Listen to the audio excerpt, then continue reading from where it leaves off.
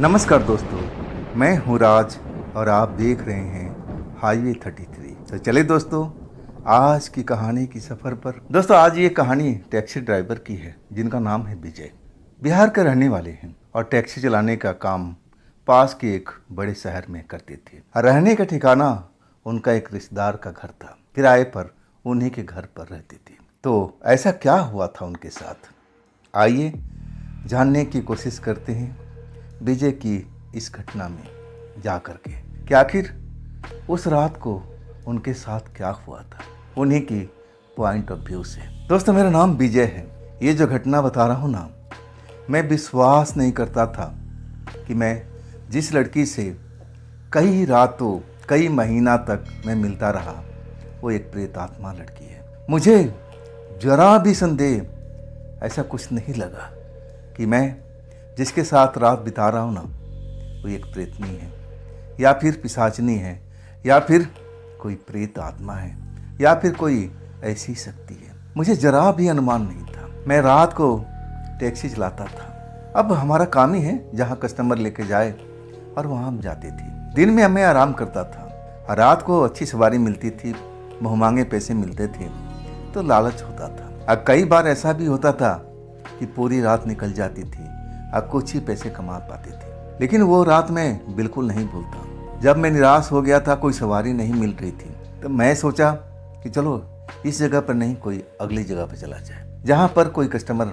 मिलता हो। एक वो रिहाइश कॉलोनी थी। वहाँ का बस स्टैंड पर ले आकर के अब मैं अपने टैक्सी खड़ा कर देता हूँ, इंतजार करने लगता हूँ। कुछ ही देर बीतता है और तब मुझे कोई सवारी आवाज़ देती है। जब मैं सवारी को देखता हूँ ना तो देखता ही रह जाता। बहुत ही खूबसूरत लड़की, अच्छा कपड़ा पहने, सामान कोई भी नहीं था उसके साथ। मैं तो उसको देखता ही रह गया था। और जब वो मुझसे बात करने लगी और तभी मैं उसके चेहरे पर अपनी निगाह रखी हुई और तब वो मुझे डांटने लगी और कहने लगी, आप टैक्सी चलाती हो कि लड़कियों के साथ छिड़खानी करती हो, ऐसे ही देखते रहती हो क्या? और तब मेरा तंद्रा टूटी थी। हाँ मैं झेप कहने लगा, नहीं नहीं नहीं मैडम, ऐसा नहीं है, आप हो ही इतना खूबसूरत, माफ़ कीजिएगा, मैं आपको देखता ही रह गया। हाँ तब वो मुस्कुरा पड़ी। हाँ कहने लगी, टैक्सी खाली है ना? मैं बोला बिल्कुल खाली है। और वो हमारी टैक्सी में बैठ गई। और फिर जहाँ जहाँ वो बता रही थी और वहाँ वहाँ मैं जा रहा था। वो कई जगह पर गई। हाँ मुझे इंतज़ार करने के लिए बोली कि तुम मेरा इंतज़ार करना, मैं कुछ देर का काम है और फिर मैं लौट के आती हूँ। तब की रात का 10 से ऊपर का टाइम हुआ पड़ा था। अब मुझे लगा कि बड़े घर की बेटी है, अब इसको पैसे क्या परवाह है, इनके पास तो अपूर्व दौलत होता है। हम जैसे गरीबों को तो सोचना पड़ता है कि हम पैसा खर्च करें या ना करें। और वही सब अपने दिमाग में चल रहा था कि देखो, एक तो भगवान ने कितनी सुंदरता दी है और ऊपर से पैसे वाली भी है। जिसके नसीब में मिलेगी ना तो उसका तो चांदी हो जाएगा। मैं मन ही मन कल्पना करता रहा, उस लड़की के बारे में सोचता रहा। और तब 11 बज चुका था। लड़की कब आई मेरे टैक्सी के पास मैं महसूस भी नहीं कर पाया। अचानक गेट खुलती है ना, तब मेरी तंद्रा टूटती है। और तब देखता हूँ कि वो पिछली सीट पर सवार हो गई है। एक परफ्यूम का खुशबू मुझे उस टाइम महसूस होने लगा था। मुझे लगा कि ये बड़े घर की बेटी है, गई होगी पार्टी सार्टी में अपनी सहेलियों के पास में। अब तुझे क्या करना है विजय, तू अपना टैक्सी चला, अपना भाड़ा ले और इन सब का कल्पना छोड़ दे, ये तेरे हाथ नहीं आने वाली। मैं भी जवान था, मेरे सीने में दिल धड़कता था। हाँ मैं तो कल्पना भी नहीं सोच सकता था कि ऐसी सुंदर लड़की मेरी पत्नी बन सकती है या मेरी दोस्त बन सकती है। मैं उस काबिल अपने आप को मानता ही नहीं था। मैं एक टैक्सी ड्राइवर था। अब मेरी क्या भी साथ उस सुंदर सी लड़की के साथ मैं सोच भी नहीं सकता था। जब वो टैक्सी में बैठ गई और कहने लगी, अरे ड्राइवर साहब, अब कहाँ खोए रहते हो, चलो अब मुझे घर तक छोड़ दो, इसके बाद मैं आपको हिसाब किताब कर दूँगी। मैं उसको लेकर के उसके बताए हुए रास्ते पर चलता हूँ। अब वो दूर एक कॉलोनी आती है। कॉलोनी में मुझे एक ऐसी घर पर लेकर जाती है जहाँ पर अंधेरा हुआ पड़ा है। आसपास के जो थोड़ी दूरी पर घर थे वहाँ पर भी अंधेरा अब दिखाई दे रहा है। तब वो कहती है कि ये मेरा घर है, आप थोड़ा सा मेहनत करो ना, ये ताला खोल दो। चाबी मुझे पकड़ाती है। बाकी मैं उस दरवाजे पर पहुँचता हूँ, अंधेरा होता है। अब फिर भी मैं उस ताला का खोल देता हूँ। तब वो लड़की कहती है बस 2 मिनट। मैं अंदर गई और लाइट जलाती हूँ और फिर मैं आपका पैसा देती हूँ, बस थोड़ा सा सब्र कीजिए। जैसे ही अंदर जाती है ना, और वो चिल्लाने लगती है कि देखो ना, लाइट काम नहीं कर रहा है, शायद बिजली चली गई है। अब मैं क्या करूं, अब मैं क्या करूं। मैं तो कुछ बोल ही नहीं पाया था। भाई उसका घर है, वो जाने, उसका काम जाने, मुझे क्या है, मुझे अपने किराए से मतलब है। और यही मैं सोचता रहा। तब तक बरसात की बूंदें पड़ने लगी। अब एक अलग आफत आ चुकी थी। पहले तो हल्का फुल्का सा बूंदाबांदी होती रही, और अचानक जैसे लगा कि तूफान टूट पड़ा है। तेज हवा के साथ पानी के बौछार एकदम तेजी से आने लगा था। अब मेरी टैक्सी वहाँ से 200-250 मीटर की दूरी पर रोड पर खड़ी थी। अब मैं उस लड़की को लेकर के अब यहाँ तक आया था कि चलो लड़की जात है, मैं चलूँ वहाँ तक। और वो घर पर पैसे देने की बात कर रही थी। लेकिन ये तो मैं मुसीबत में फंस गया था। बारिश जोरों से आ चुकी थी, बादल गरज रहे थे, बिजली चमक रही थी, तेज हवा चल रही थी।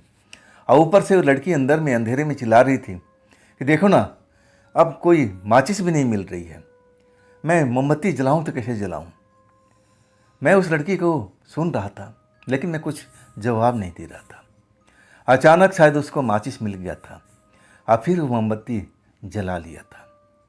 और बाहर आती है, कहती है कि देखो बारिश भी आ गया, तुम भीग जाओगे, अंदर आ जाओ, बारिश खुल जाए तब जाना। बात तो सही कह रही थी। लड़की अब उस घर में अकेली थी। मैं सोच में पड़ा हुआ था कि देखने में तो अमीर लग रही है, शायद इसका परिवार कहीं गया होगा, यही हो सकता है। जितना मेरी सोच थी, मैं उस सोच को सोचने से अब सोच लिया था कि हाँ ऐसा ही होगा। और वो इधर मोमबत्ती जला करके और इधर उधर कुछ ढूंढने की कोशिश कर रही थी। अब बड़बड़ाई जा रही थी, देखो ना, आज भी बिजली जाना था, पूरा घर अंधेरे में डूबा हुआ है। मैं तो कुछ बोल ही नहीं रहा था। मैं तो ये सोच रहा था कब मेरा पैसा दे और कब मैं यहाँ से निकलूँ। लेकिन निकलूँगा कैसे, बरसात में भीग जाऊँगा।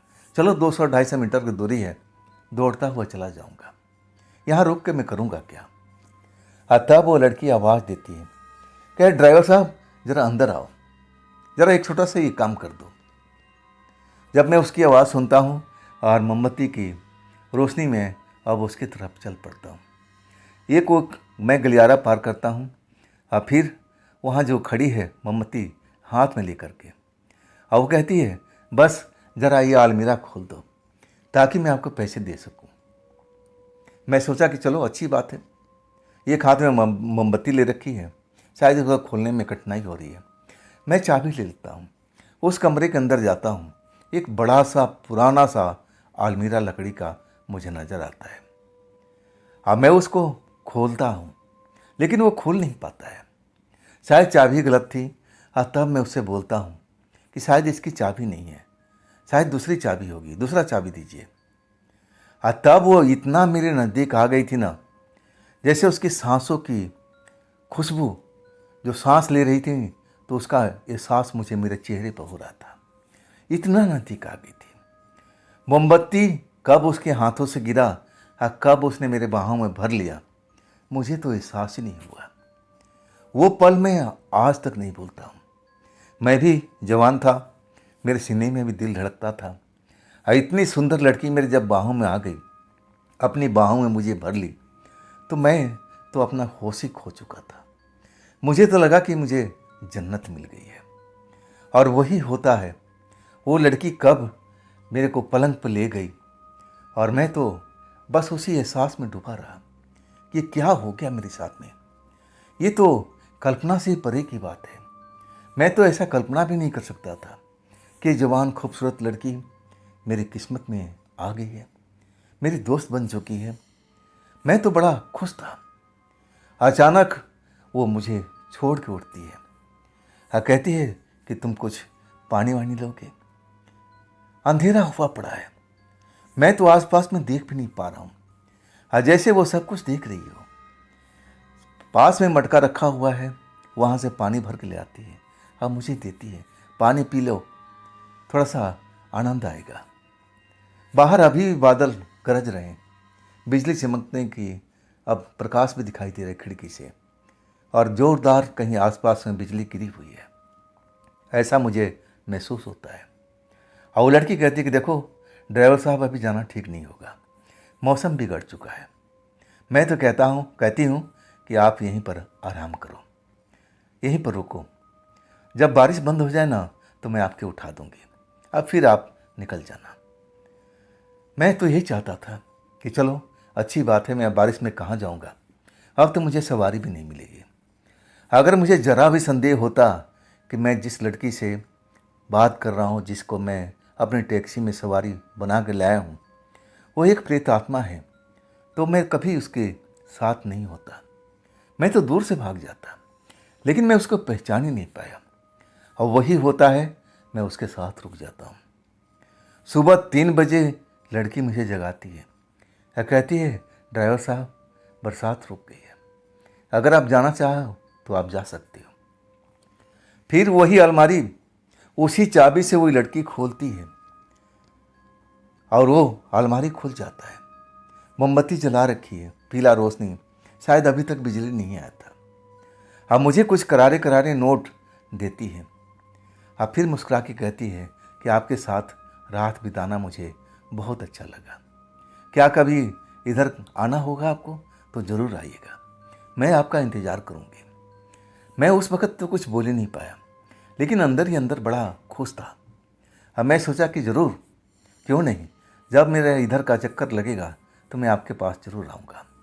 और उसके बाद मैं अपना टैक्सी में पहुँच जाता हूँ, टैक्सी स्टार्ट करता हूँ। अब पैसा कुछ ज़्यादा ही दिया था, मुझे लगा कि ये मेरी दिहाड़ी से बहुत ज़्यादा है, और मैं सबसे बड़ा खुश था, उस लड़की से मेरी दोस्ती हो गई थी। वो खूबसूरत लड़की जो इतनी खूबसूरत थी कि मैं तो बस देखता ही रह गया था। मैं बड़ा खुश होकर के अपने रिश्तेदार के घर पहुंचता हूं, और जब वहां पहुंचता हूं तब पता लगता है कि इस एरिया में तो बारिश ही नहीं हुई है। अब मैं बताता हूं कि मैं जिस एरिया में था वहाँ तो जैसे तूफ़ानी रात थी, बहुत बिजली कड़क रही थी, आवाज़ भी सुनाई दे रही थी। मैं तो एक जगह फंस गया था। मैं झूठ मूठ कहानी बना देता हूँ, लेकिन वो बरसात वाली बातें बिल्कुल सत्य थी जो मैंने महसूस किया था। मेरे रिश्तेदार को विश्वास नहीं होता है, कहते हैं कि नहीं भाई, ये इतना बड़ा शहर नहीं है, अब ज़रूर तेरे को कोई मन का भ्रम हुआ होगा। मैं उनकी बात को मान लेता हूँ, उनसे बहस नहीं करता हूँ। मैं सारा दिन सोता रहता हूँ, आज जब सोता हूँ ना, वही लड़की मेरे सपनों में आती है, जैसे मैं उसी घर में हूँ और उसके साथ आराम कर रहा हूँ, उससे प्रेम कर रहा हूँ। शाम जब होता है तब मैं उठता हूँ, अब अपना आप को फ्रेश करता हूँ, अब फिर अपनी टैक्सी लेकर निकल पड़ता हूँ। मुझे उस साइड का कोई चक्कर नहीं मिला। जब रात 12 बज जाती है ना, अब मैं एक स्टैंड पर आराम करता हूँ, और उस जगह से कम 12 किलोमीटर की दूरी पर था मैं। अब मैं तो सोच रहा था कि भगवान ऐसा कोई ग्राहक मिल जाए, सवारी मिल जाए उस एरिए का जिधर वो मैडम रहती है, और तब मैं शायद उसके पास जाऊं, रात मेरी रंगीन हो जाएगी। और कुछ पैसा ज़्यादा आज कमाया नहीं था, वो भी भगवान से दुआ कर रहा था कि कुछ कमाई भी करवा दे। हाँ, तभी मुझे अब एक ऐसा ग्राहक मिलता है उसी एरिए का, बूढ़ा है आदमी। कहता है बेटा चलोगे? मैं कहता हूँ चाचा बैठो, मेरा तो काम ही यही है। हाँ, मैं बिठाता हूँ। तब वो कुछ सूंघने लगता है मेरी टैक्सी में। कहता है कि तुम्हारी टैक्सी में फिलहाल कोई लड़की बैठी थी क्या? मैं कहता हूँ नहीं चाचा, आज तो मेरी टैक्सी में कोई लड़की नहीं बैठी है। क्या बात है चाचा? चाचा कुछ बोल नहीं पाते, बस उस जैसे हवा में सूंघ रहे हो, टैक्सी के अंदर में अपना नाक से कुछ सूंघने की कोशिश कर रहे हो, कुछ बोल नहीं पा रहे हैं। तब मैं कहता हूँ चाचा आज नहीं, कल 2-3 लड़कियाँ बैठी थी, शायद वो परफ्यूम लगा होगा, उसी की खुशबू आ रही होगी। चाचा कुछ बोल नहीं पाए, चुप हो गए थे।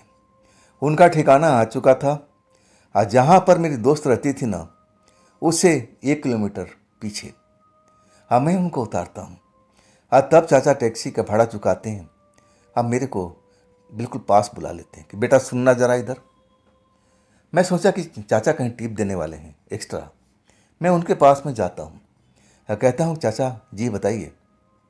तब कहते बेटा ये जो परफ्यूम तुम्हारी टैक्सी में नज़र आ रही है ना, महसूस हो रही है ना, ये कोई मामूली परफ्यूम नहीं है। बेटा तुम याद करो, ऐसी कोई लड़की तुम्हें मिली होगी जो बिल्कुल अलग लग रही हो, देखने से कुछ महसूस होता हो अलग से। मैं ध्यान देने लगा कि नहीं नहीं, ऐसा कोई तो लड़की मेरे टैक्सी में नहीं बैठी थी। हाँ, वो मेरी सहेली जरूर बैठी थी, लेकिन उसमें कोई ऐसी विशेष बात नहीं थी। खूबसूरत थी, जवान थी, हसीन थी, अब तो मेरी दोस्त बन चुकी थी।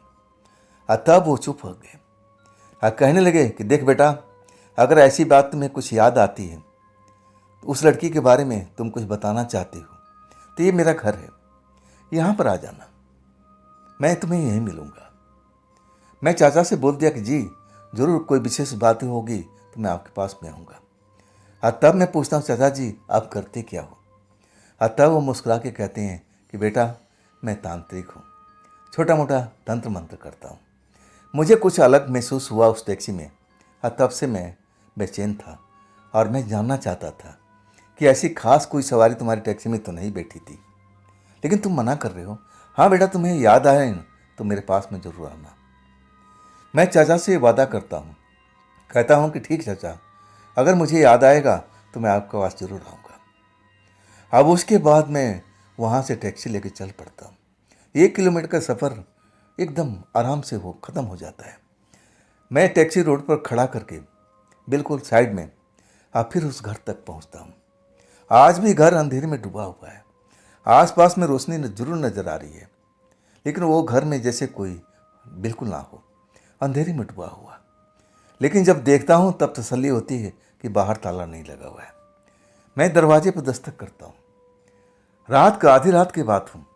ऐसा मेरे पर जुनून ना जाने ऐसा क्या सवार हो गया था। मैं बेचैन हो गया था उस लड़की से मिलने के लिए। ऐसा लगा कि मैं उस लड़की से नहीं मिलूँगा तो ना जाने क्या होगा। एक चाहत भरी हुई थी, जैसे लड़की मुझे आवाज़ दे रही हो, बुला रही हो कि ड्राइवर साहब आओ ना, मैं तुम्हारा इंतज़ार कर रही हूँ।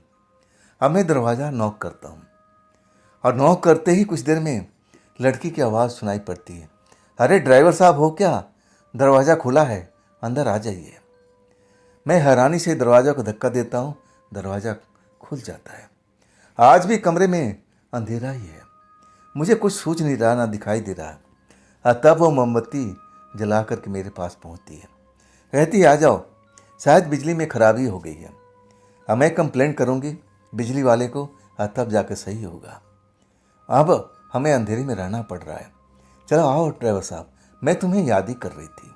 अच्छा हुआ कि आप आ गए, नहीं तो मैं आज अकेले ही सो जाती।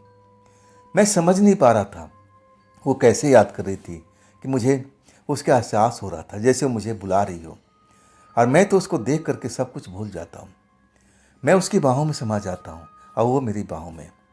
अब फिर वही होता है, 3 बजे वो लड़की मुझे जगाती है। कहती है ड्राइवर साहब अब जाओ ना, अब जाओ, देखो 3 बज गया है, सुबह हो अब होने वाली है।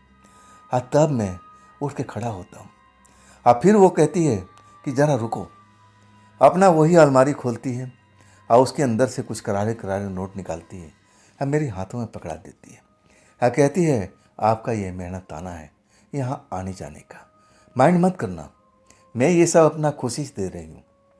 मुझे लगा कि अब तो मुझे जन्नत मिल गई है, इतने करारे करारे नोट मुझे मिले और ऊपर से उस लड़की का दोस्ती, मेरे तो भाग खुल गए थे। वही होता है, मैं अपना घर पहुँचता हूँ और पूरा दिन आराम करता हूँ। दिन में भी उस लड़की का सपने आते हैं। रात होती है, मैं अपने काम पर निकल जाता हूँ और कोई ना कोई ऐसा ग्राहक टकरा जाता है जो उस एरिया में पहुँच जाता हूँ, और हर रात मेरे साथ में ऐसा होने लगता है। मैं तो अपने आप को बड़ा खुश नसीब मान रहा था कि देखो एक सुंदर लड़की के साथ मिल गया और ऊपर से मुझे करारे करारे नोट मिल रहे हैं जो मेरी दिहाड़ी से भी बहुत ज़्यादा थे। मैं तो बड़ा आनंदित था। अब मैं तो चाहता था कि बस ऐसा ही रोज़ होता रहे, और ऐसे ही करते करते 15 दिन बीत चुका था। मैं बड़ा खुश था, पैसे के पैसे आ रहा था और ऊपर से उस लड़की का अब साथ मिल रहा था। लेकिन जो मेरे रिश्तेदार थे ना, मैं एक सुबह जब उठता हूँ, फ्रेश होने के लिए जाता हूँ, हाँ, तब वो मेरे पास में आके खड़े हो जाते हैं। हाँ, कहते हैं कि विजय, ये तेरा चेहरा क्यों पीला पड़ता जा रहा है? मैं कई दिनों से तेरे को नोटिस कर रहा हूँ। बात क्या है विजय, आजकल खाना वाना नहीं खाता है क्या? ज़्यादातर तो अब लग रहा है कि खाने में लापरवाही कर रहा है। तब मैं कहता हूँ कि नहीं चाचा, वो भी रिश्ते में चाचा लगते थे। अब मैं कहता हूँ कि नहीं चाचा, ऐसी बात नहीं है, मैं भोजन तो करता हूँ, हाँ थोड़ा मेहनत ज़्यादा कर रहा हूँ, यही लग रहा है और कोई बात नहीं है। लेकिन उनको मेरे ऊपर संदेह होता है। वो संदेह को मैं भाप नहीं पाता हूँ। मुझे लगा कि बस ऐसी कोई बात है और कोई विशेष बात नहीं, कोई बड़ी बात नहीं है। मैं उनकी बात को टाल देता हूँ और इसके बाद मैं दिन भर आराम करता हूँ। वो अपने काम पर निकल जाते हैं और जब शाम होता है ना, तब मैं अपना टैक्सी स्टार्ट करता हूँ और चल देता हूँ अपने काम धंधा पर। लेकिन अब मुझे इतना पैसा वो लड़की दे रही थी ना कि मुझे तो काम की ज़रूरत नहीं थी। लेकिन एक आदत बनी हुई थी ना, वो आदत इतनी आसानी से ख़त्म नहीं होती। मैं एक स्टैंड पर जाकर टैक्सी खड़ा करता हूँ, अब सवारी का इंतज़ार करता हूँ। तभी वही चाचा जो अपने आप को तांत्रिक कहते थे, और वो मुझे दिखाई देते हैं और वही कहते हैं, मुझे पहचान नहीं पाते और आवाज़ देते हैं कि बेटा टैक्सी खाली है, क्या मुझे तुम छोड़ दोगे? तब मैं उनको पहचान गया। अब मैं बोला, हाँ चाचा आइए आइए, आपने मुझे पहचाना नहीं? तब वो मेरे चेहरे को देखते हैं और कहते हैं, हाँ हाँ याद आ गया बेटा, हाँ हाँ बिल्कुल बिल्कुल, तब तो तुम मेरा घर देखे ही होगे, चलो। अब वो पिछली सीट पर बैठ जाते हैं। अब मैं उनको लेकर के अब उसको घर तक छोड़ता हूँ, दरवाज़ा पर अब टैक्सी लगा देता हूँ। तब वो कहते हैं कि बेटा रुकना, जाना नहीं। पैसा तो दे देते हैं, तब वो बोलते हैं बेटा रुकना, जाना नहीं। तब मुझे थोड़ा सा खटका सा लगा कि बात क्या है, कोई बख्शिश वगैरह देना चाहते हैं क्या? चलो रुक जाते हैं। अंदर जाते हैं, अब फिर मुझे आवाज़ देते हैं, बेटा थोड़ी देर के लिए अंदर आ जाओगे? मैं सोचा कि ना जाने अब क्या काम होगा, चलो देखते हैं, चाचा तो है ही हैं, उम्र भी ज़्यादा हो गई है, शायद कोई काम होगा तभी आवाज़ दिया होगा। और जब मैं अंदर पहुंचता हूं ना, तो एक किताब अपने हाथों में लिए हुए थी, लाल रंग की जिल्द मढ़ी हुई थी। मैं देख नहीं पाया कि कैसा किताब है, और उस किताब में कुछ देख रहे थे और फिर मेरी तरफ भी देख रहे थे। मैं समझ नहीं पाया कि ऐसा मुझे क्यों घूर रहे थे। तब कहने लगे, नौजवान बेटे जरा इधर आओ। मैं उनकी बात को मानता हूँ, अब बिल्कुल उनके नज़दीक जाके खड़ा हो जाता हूँ। अभी मैं समझ नहीं पा रहा हूँ कि आप आखिर वो मेरे साथ में कर क्या रहे हैं। वो किताब को देखते हैं बार बार, आप मेरे चेहरे पर देखते हैं, आप फिर किताब को बंद कर देते हैं। आप कहते हैं, बेटा बुरा ना मानना, मैं तुमसे एक सवाल पूछूं? मैं बोलता हूँ, हाँ चाचा जी पूछो तो सही, क्या पूछना चाहती हो? तब वो कहते हैं कि बेटा सच बताना, जिस लड़की से तुम्हारी अभी भी जो दोस्ती चल रही है, क्या तुम उसके बारे में कुछ जानती हो? मैं चौंक जाता हूँ, क्या कह रहे हो चाचा जी, कौन सी लड़की? तब वो मुस्कुराते हुए कहते हैं, बेटा मैं सब कुछ जान चुका हूँ, तुम मुझे बहलाने की कोशिश मत करो। मैंने तुम्हें उस दिन भी पूछा था कि कोई खास लड़की तुम्हारी टैक्सी में बैठी थी क्या, तब तुमने मना कर दिया था। मुझे संदेह तो था कि कभी न कभी तुम मेरे पास में आओगे, लेकिन जब तुम नहीं आओगे तो मैं उस बात को भूल गया था। लेकिन आज जब मैं टैक्सी में बैठा तुम्हारे साथ में पिछली सीट पर, वही सुगंध मुझे आज भी एहसास अब हो रहा था। तब मुझे लगा कि तुम्हारे बारे में जानना चाहिए। देखो ये किताब देख रहे हो ना, लाल जिल्द वाली, ये बड़ी ही महंगी किताब है, बहुत पुरानी किताब है। और इसमें ऐसा कुछ है जिसे मैं देख करके तुम्हें बता सकता हूँ, और वही मैं देखा हूँ तो मुझे सब कुछ साफ नज़र आ गया है। मैं तो बिल्कुल सन्न रह गया था, ऐसा क्या मैं कर दिया हूँ। मैं सोचने लगा कि ऐसा मैंने कौन सा गुनाह किया है जिसके बारे में ये खुलासा करने वाले हैं। तब वो चाचा कहते हैं कि देखो बेटा, सच बताना दिल पर हाथ रख करके, कोई लड़की से तुम्हारी दोस्ती हुई है और उसके साथ में तुम रातें भी गुजार रहे हो? बोलो ना बेटा, सच बात है तो छुपाते क्यों हो? तब मैं अपने आप को रोक नहीं पाता हूँ। कहता हूँ हाँ चाचा जी। मैं सब कुछ बताने लगता हूँ। चाचा जी मेरे मुंह से आवाज़ अब सब कुछ सुन रहे थे, कुछ नहीं बोल रहे थे। जब मेरी बात ख़त्म होती है तब कहते हैं कि बेटा तुम बड़े खतरे में फंस चुके हो। मैं सन्न रह जाता हूँ। कैसा खतरा? क्या होगा मेरे साथ में? कौन है वो लड़की? मैं कई सवाल चाचा से पूछ बैठता हूँ। तब कहते हैं कि इधर बैठ जाओ, शांत हो जाओ, मैं सब कुछ ठीक कर दूंगा।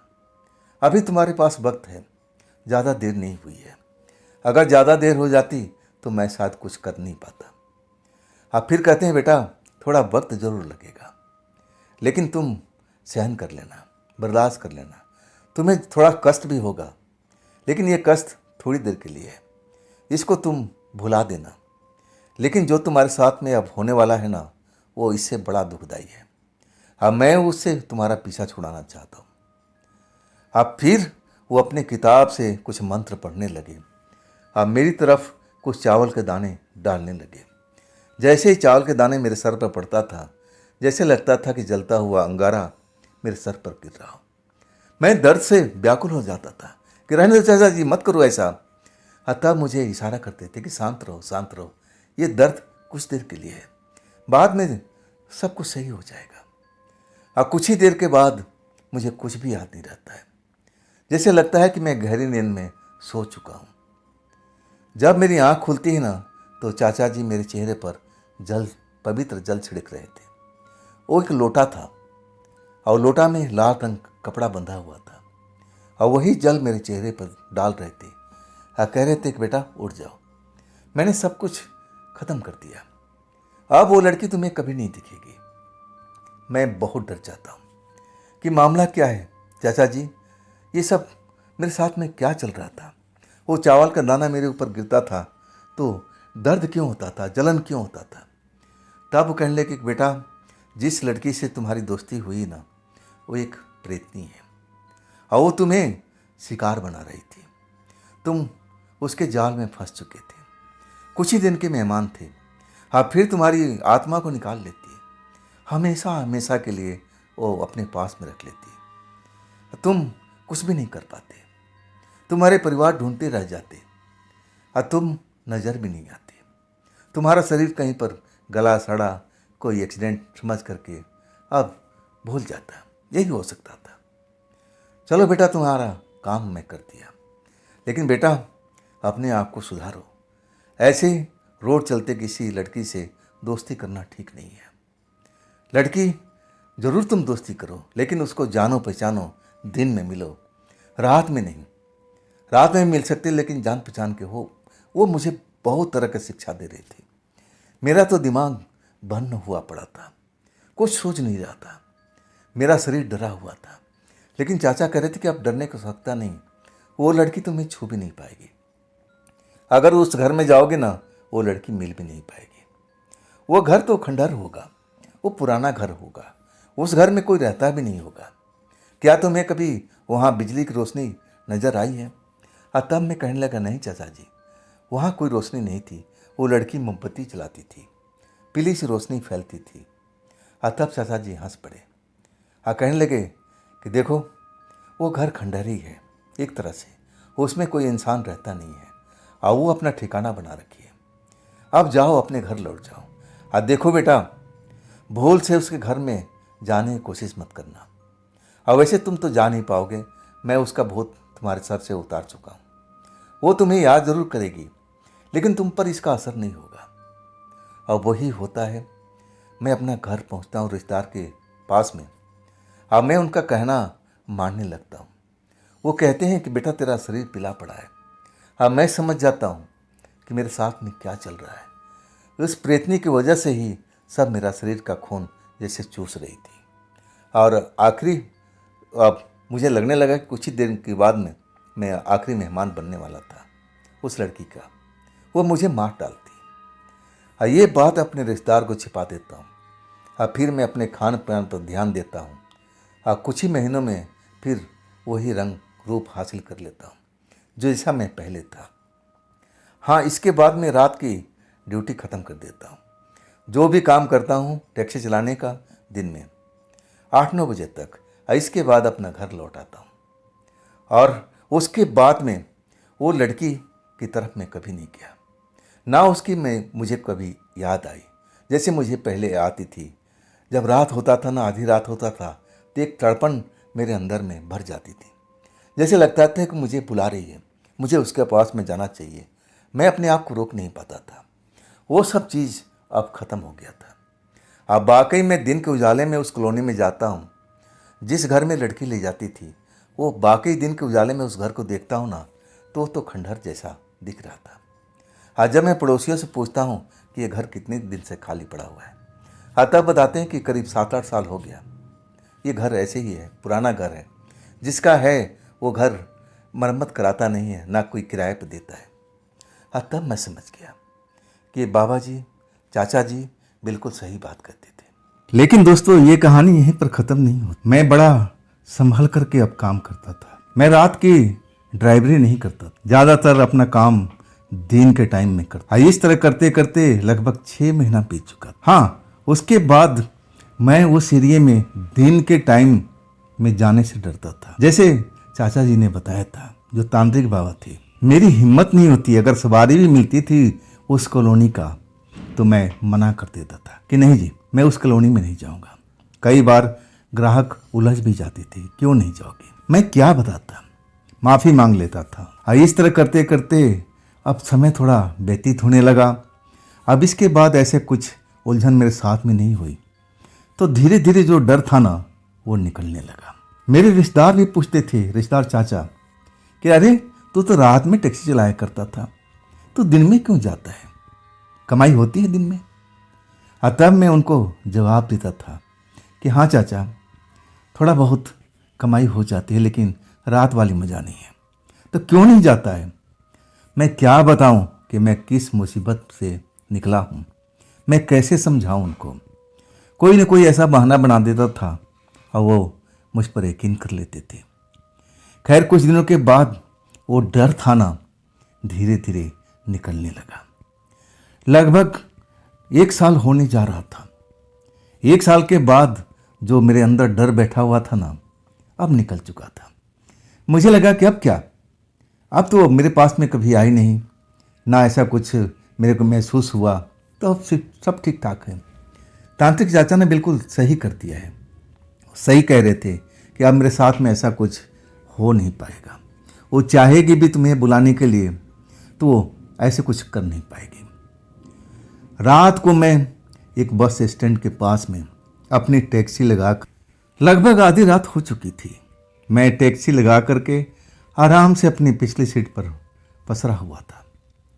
अभी मुझे कोई सवारी नहीं दिख रही थी। शायद अभी कोई बस बाहर से नहीं आ रही थी। मुझे इंतज़ार करना पड़ेगा। अब वैसे ही मैं इंतज़ार कर रहा था। कब मेरी टैक्सी के गेट पर किसी ने खटखट किया, तब मैं सचेत हुआ। अरे, ग्राहक आ गया, सवारी आ गई। मैं देखता हूँ एक दुल्हन बनी हुई है, घूंघट काट रखी है और कपड़ा सही ढंग के पहनी हुई है। मैं उससे क्या मतलब है, कौन है, क्या है, मुझे कोई मतलब नहीं होना चाहिए। मुझे तो अपनी सवारी से, अपने पैसों से मतलब होना चाहिए। तब मैं पूछता हूँ कि मैडम जी, कहाँ जाना है? एक जगह का नाम बताती है। तब मैं कहता हूँ आइए, बैठ जाइए, मैं आपको छोड़ दूंगा, इतना किराया लगेगा। वो हाँ में सर हिला देती है। ये बिल्कुल ठीक है। जब मैं अपने स्टीयरिंग पर बैठता हूँ ना, जब गाड़ी को स्टार्ट करता हूँ, तब वो आवाज़ मुझे सुनी सुनी सी लगती है। जैसे आवाज़ को मैं कहीं सुना हूँ, कहाँ सुना हूँ याद नहीं आ रहा है। और तब तक मैं टैक्सी दौड़ा लिया था, लेकिन डर मेरे शरीर में बिल्कुल नहीं था।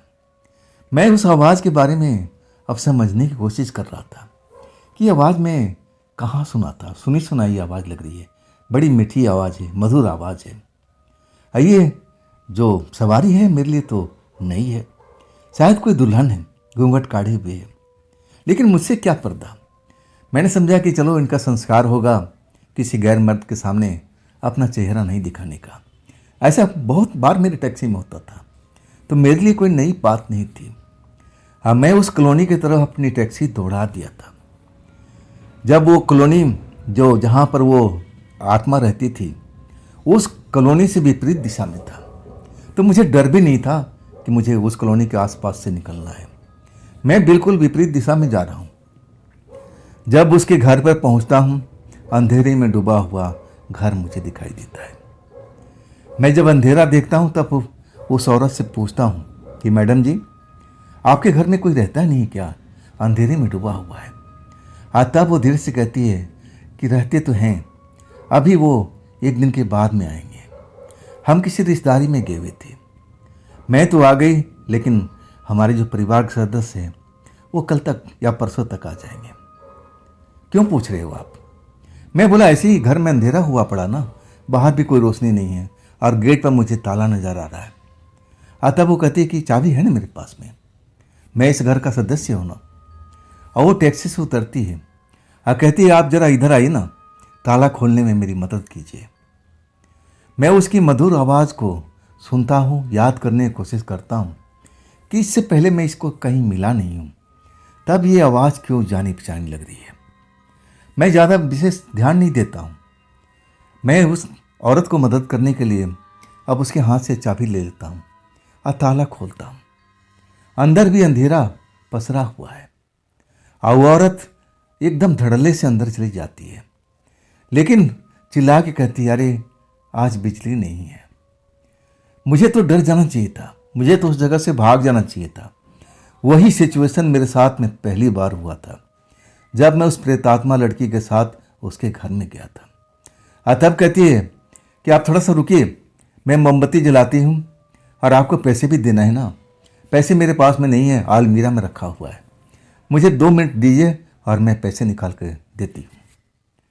मुझे लगा कि ये समस्या हो सकती है लाइट का, ये कोई ऐसी है आम बात है, अब इसमें चिंता करने वाली क्या बात है। और उस घटना से तो मैं बेफिक्र हो चुका था। मुझे लगा कि तांत्रिक चाचा ने सब उपाय तो कर दिया है, अब वो प्रेतात्मा मेरे पास में कभी लौट नहीं सकती। मैं बड़ा बेफिक्र था। मैं दरवाजे के पास इंतजार करने लगा और तब तक उसके हाथ में मोमबत्ती आ चुकी थी और मोमबत्ती लेके एक कमरे से दूसरे कमरे में जा रही थी। और फिर अंदर से आवाज़ आई कि देखिए बुरा मत मानिएगा, थोड़ा सा ये अलमीरा खोलने में मेरी मदद कीजिए। मेरी हाथ में चोट लगी हुई है और सही ढंग से मैं चाबी घुमा नहीं पा रही हूँ। मुझे लगा कि हो सकता है ऐसा भी हो। अब मैं चला जाता हूँ मदद करने के लिए। अलमीरा देखता हूँ, लोहे का अलमीरा होता है, पुराना सा जंग लगा जैसे दिखाई दे रहा है। यह अलमीरा को देख करके मुझे समझ जाना चाहिए था कि मेरे साथ में क्या होने वाला है, लेकिन मैं इस पर विशेष ध्यान नहीं देता हूँ। चाबी लेकर के अलमीरा खोलने लगता हूँ, लेकिन अलमीरा जो है ना खोल नहीं पाता है। आज मैं कहता हूँ कि मैडम ये चाबी नहीं, कोई दूसरी चाबी होगी। पलटता हूँ और तब मैं जो देखता हूँ ना, मेरी आंखें फटी की फटी रह जाती है। मेरे मुंह से आवाज़ बंद हो जाता है, मेरा शरीर कांपने लगता है सूखे पत्ते की तरह। मैं जैसे फंस चुका था। वही प्रेतात्मा, वही सुंदर लड़की मेरे सामने में खड़ी थी और वही चेहरा अब घूंघट हटा दिया था। हाँ, मैं उसको देख लिया, पहचान लिया, करी ये तो यही है। एक हाथ में मोमबत्ती पकड़े हुए, मोमबत्ती जल रही है। आज जब मैं उसकी मोमबत्ती की रोशनी में चेहरा देखता हूँ ना, तो मैं तो आवाज़ में नहीं निकाल पाता हूँ। पूरा शरीर सूखे पत्ते की तरह कांपने लगता है और उसके चेहरे पर एक विजेता मुस्कान दौड़ रही है। अब मैं उस जगह से भाग भी नहीं रहा हूँ, जैसे मुझे चुंबक ने जकड़ लिया है। मैं ऐसे ही फंस चुका था। तब वो हंसने लगती है और कहती है कि तुम्हें तंत्र मंत्र पर इतना भरोसा था ना, तुम तांत्रिक के पास में गए थे ना मुझसे पीछा छुड़ाने के लिए, पीछा छुड़ा लिया ना, देख लिया ना, जिसको मैं एक बार पसंद कर लेती हूँ मैं उसको आसानी से छोड़ती नहीं हूँ। अब तुम मेरे चंगुल से निकल के दिखाओ। तुम इस घर से बाहर तक नहीं जा सकते जब तक मैं ना चाहूँ। कोशिश कर लो। मैं बहुत डरा हुआ, पसीना निकल रहा है, हाथ पैर कांप रहे हैं। अब क्या होगा, अब क्या होगा, ये तो मुझे छोड़ेगी नहीं, ये मुझे मार देगी, मेरा खून को पी जाएगी, जैसा मैंने सुन रखा था। मैं डर जाता हूँ। धीरे धीरे मेरी आवाज़ लौटती है। माफ़ी मांगता हूँ कि देखिए मुझसे बड़ा गलती हो गई, मुझे ऐसा नहीं करना चाहिए था, मुझे आप पर विश्वास करना चाहिए था। आप मुझे छोड़ दीजिए, आप मुझे मारिएगा नहीं। जो कहेगी मैं वो करने के लिए तैयार हूँ। मैं आपसे दूर नहीं भागूंगा। मैं अलोल जलोल जो भी होता है मन में सब कुछ बोलने लगता हूँ कि किसी तरह से मैं उसको संतुष्ट कर सकूँ कि मैं उसका दुश्मन नहीं हूँ। मैं वही दोस्ती फिर कायम करने का कोशिश करता हूँ, लेकिन वो हंसती रहती है और कहती है कि मैं तुम पर भला यकीन क्यों करूँ, कैसे करूँ यकीन। मैं तुम्हें बहुत प्यार करती थी, दिल से अब चाहती थी तुम्हें। मैं तुम्हें बहुत प्यार करने लगी थी। मैं तुम्हारा तड़पन महसूस कर रही थी और तुम किसी तांत्रिक के कहे सब कुछ काम करने लगे। बुलाओ ना उस तांत्रिक को, बुलाओ, तुम्हें बचा सकी तो बचा ली। वो चैलेंज कर रही थी। ऐसा ही हाल तो मेरा था। मैं तो डर के मारे कांप रहा था। मुझे लग रहा था कि ये मेरी बातों पर विश्वास नहीं कर रही है, मुझे अब छोड़ेगी नहीं, अब तो मुझे मरना ही होगा। लेकिन मैं इतनी आसानी से मरने वाले में से नहीं था।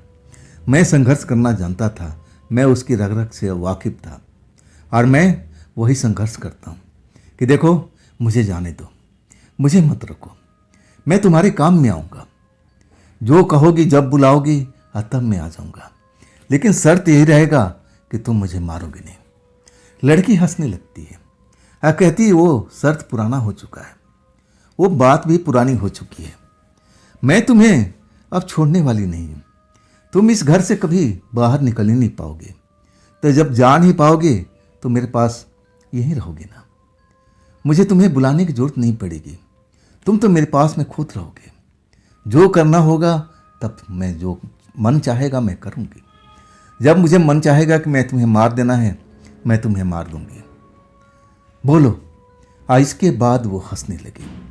अब बार बार कहने लगी, बुलाओ अपने तांत्रिक को, बुला लो जिस पर तुम विश्वास करते थे, बुलाओ बुलाओ। अब मैं समझ गया था कि अब मेरा कुछ होने वाला नहीं है, मेरा मौत तो निश्चित है। अब मैं रोने लगता हूँ, माफ़ी मांगने लगता हूँ कि आप मेरी जान बख्श दीजिए, मैं ऐसा गलती दोबारा नहीं करूँगा। तभी वो अपने मूड में आ चुकी थी। कहने लगी नहीं, जो होना था अब हो चुका है, अब चलो कुछ देर हम आराम करते हैं और इसके बाद मैं फैसला करती हूँ कि तुम्हारे साथ में करना। तभी दरवाजे पर जैसे खट खट खट खट होने लगता है। वो औरत, वो लड़की चौंक जाती है। कौन हो सकता है यहाँ पर? क्या तुमने किसी को अपने साथ में लाया था? कौन हो सकता है? घबरा जाती। मुझे लगा कि शायद इसी का कोई जानने वाला होगा।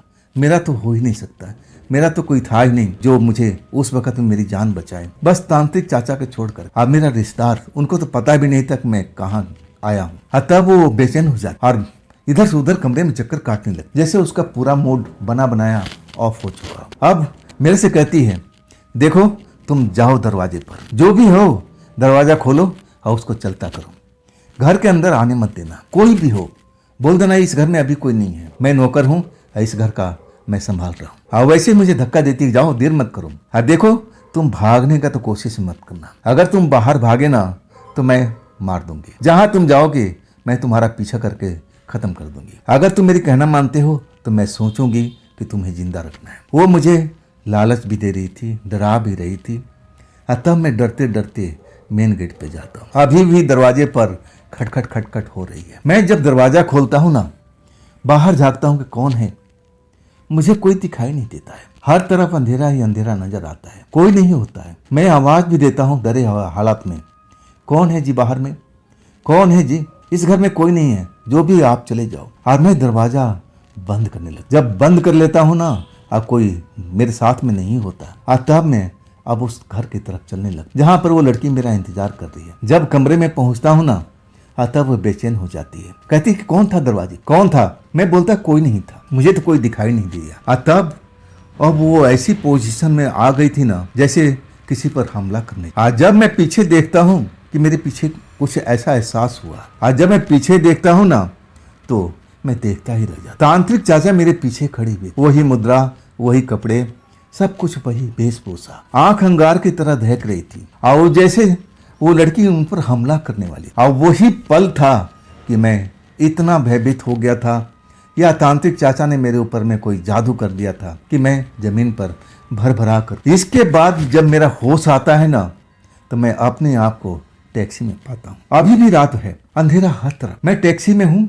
ये सब मेरे साथ में क्या घटा? जब मैं आंख खोलता हूँ सब कुछ घटना मेरे को याद आ जाता है। अरे मैं तो उस लड़की के चंगुल में फिर फंस गया, उस प्रेतात्मा के चंगुल में फिर फंस गया था। मैं जिंदा कैसे बचा? तब तांत्रिक चाचा का चेहरा नजर आता है कि अरे मेरे पीछे खड़े थे वो ना जाने अब क्या हुआ होगा। तांत्रिक चाचा कहाँ है? तांत्रिक चाचा, मैं अपनी टैक्सी में कैसे वापस आया? मैं बेचैन हो जाता हूँ। जब मुझे कोई नहीं दिखाई देता है ना, मैं घबरा करके अपना टैक्सी चालू करता हूँ और उस जगह से भागने लगता हूँ। मैं अपने कॉलोनी के आसपास पहुंच जाता हूँ और तब मुझे एक आवाज़ सुनाई पड़ती है, अरे बेटा मुझे घर तक तो छोड़ दो। जब आवाज़ पीछे से सुनाई पड़ती है पिछली सीट से, तब मैं मुड़ के देखता हूँ तो चाचा उसी मुद्रा में बैठे हुए हैं और वही कपड़ा, सब कुछ वेशभूषा वही। मैं ब्रेक लगा देता हूँ। अरे चाचा जी, ये सब मेरे साथ में दोबारा हो गया। आपने तो कहा था कि कभी नहीं होगा। वो तो भेष बदल करके मुझे बहला फुसला करके दूसरे घर में ले गई। अब क्या होगा चाचा जी, अब क्या होगा? चाचा जी मुस्कुरा रहे थे, कह रहे थे कि बेटा घबरा मत, मैं सब कुछ सही कर दिया हूँ। अब वो दोबारा तुम्हारे पास नहीं आएगी, अब वो तुम्हें छूने की हिम्मत नहीं करेगी। अरे बेटा मेरे घर तक तो छोड़ दे। मैं कहता हूँ बिल्कुल चाचा जी, मैं आपको घर तक छोड़ता हूँ। और रास्ते भर में चाचा जी से बात करते जाता हूँ, चाचा जी ऐसा कुछ करो ना कि मेरे को छू ना पाए। आज तो मेरी जान जाते जाते बची है। और तब चाचा जी मुस्कुरा कहने लगे, तो उसकी चिंता मत कर, वो तुम्हें दोबारा कभी नहीं बुलाएगी, ना तुझे धोखे से बुलाएगी ना सामने आएगी। अब वो तुझे नजर भी नहीं आएगी कभी भी, मैं उसका इंतजाम करती हूँ। और तब तक चाचा की कॉलोनी आ चुकी थी और वो अपने कॉलोनी में गेट पर पहुँच गए। गेट पर पहुँचते ही मैं कहने लगा, चाचा जी मैं चलो अंदर तक चलता हूँ।